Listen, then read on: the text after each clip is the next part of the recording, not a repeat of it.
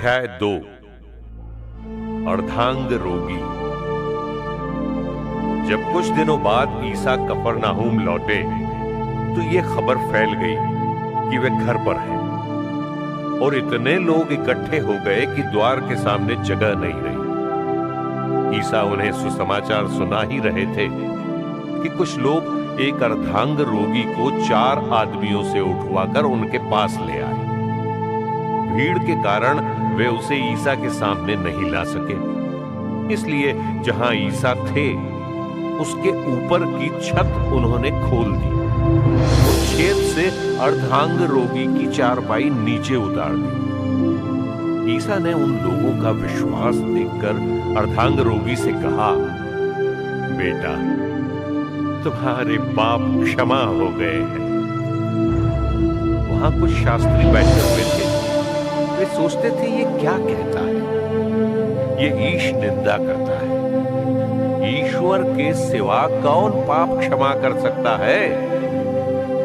ईसा को मालूम था कि वे मन ही मन क्या सोच रहे हैं। उन्होंने शास्त्रियों से कहा, मन ही मन क्या सोच रहे हो? अधिक सहज क्या है, अर्धांग रोगी से ये कहना, तुम्हारे पाप क्षमा हो गए हैं, अथवा ये कहना, उठो, अपनी चारपाई उठाकर चलो फिरो? परंतु इसलिए कि तुम लोग ये जान लो कि मानव पुत्र को पृथ्वी पर पाप क्षमा करने का अधिकार मिला है। वे अर्धांग रोगी से बोले, मैं तुमसे कहता हूं, उठो और अपनी चारपाई उठाकर घर जाओ। वो उठ खड़ा हुआ और चारपाई उठाकर तुरंत सबके देखते देखते बाहर चला गया।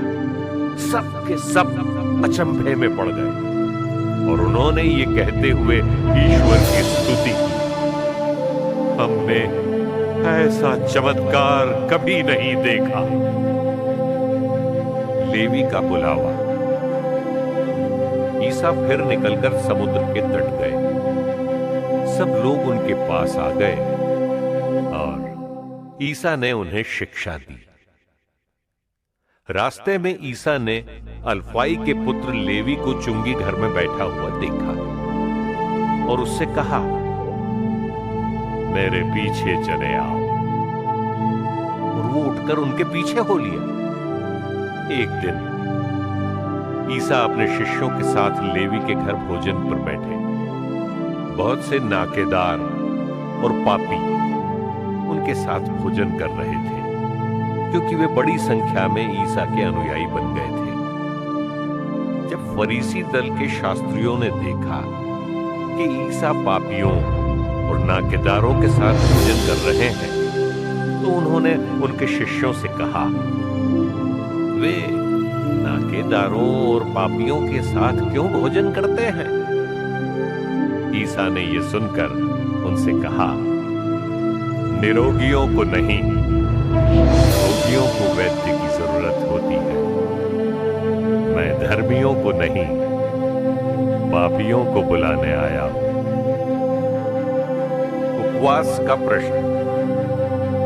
योहन के शिष्य और फरीसी किसी दिन उपवास कर रहे थे। कुछ लोग आकर ईसा से बोले, योहन के शिष्य और फरीसी उपवास कर रहे हैं, आपके शिष्य उपवास क्यों नहीं करते? ईसा ने उत्तर दिया, जब तक दूल्हा साथ है, क्या बाराती शोक मना सकते हैं? जब तक दूल्हा उनके साथ है, वे उपवास नहीं कर सकते हैं। किंतु वे दिन आएंगे जब दूल्हा उनसे बिछुड़ जाएगा। उन दिनों वे उपवास करेंगे। कोई पुराने कपड़े पर कोरे कपड़े का पैबंद नहीं लगाता, नहीं तो नया पैबंद सिकुड़कर पुराना कपड़ा फाड़ देता है और चीर पड़ जाती है। कोई पुरानी मशकों में नई अंगूरी नहीं भरता, तो अंगूरी मशकों को फाड़ देती है और अंगूरी तथा मशकें दोनों बर्बाद हो जाती हैं। नई अंगूरी को नई मशकों में भरना चाहिए। विश्राम के दिन बालें तोड़ना। ईसा किसी विश्राम के दिन गेहूं के खेतों से होकर जा रहे थे। उनके शिष्य राह चलते बालें तोड़ने लगे। फरीसियों ने ईसा से कहा, देखिए, जो काम विश्राम के दिन मना है, ये क्यों वही कर रहे हैं? ईसा ने उन्हें उत्तर दिया, क्या तुम लोगों ने कभी ये नहीं पढ़ा कि जब दाऊद और उनके साथी भूखे थे और खाने को उनके पास कुछ नहीं था, तो दाऊद ने क्या किया था? उन्होंने महायाजक अबियाथार के समय ईश मंदिर में प्रवेश कर भेंट की रोटियां खाई और अपने साथियों को भी खिलाई।